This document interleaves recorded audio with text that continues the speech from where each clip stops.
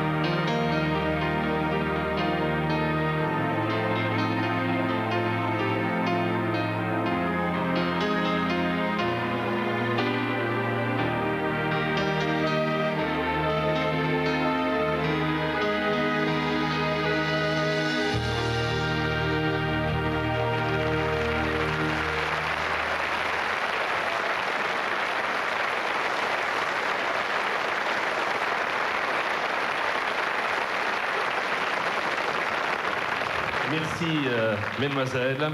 Alors tout de suite, quelques petites inquiétudes concernant les appels téléphoniques, Yves de Risbourg. Est-ce que ça fonctionne ou pas? Est-ce qu'on s'en sort? Dites-moi. Ça fonctionne même très très bien, Jean-Pierre. Alors qu'on en est qu'aux 2/3 à peu près de cette élection 1997, eh bien on a déjà dépassé le total des appels de l'année dernière. Très Donc bien. ça se passait formidable déjà.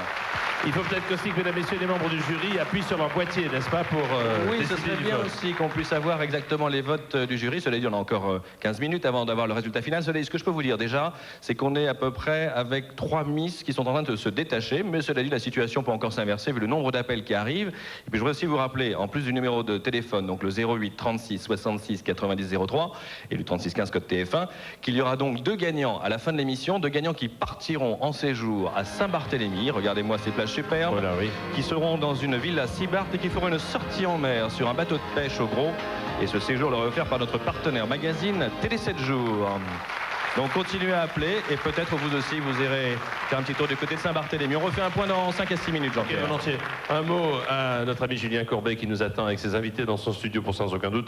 Julien, nous serons un petit peu en retard ce soir. J'espère que vous voudrez bien nous pardonner. Une pause de publicité et à tout de suite pour Miss France 97.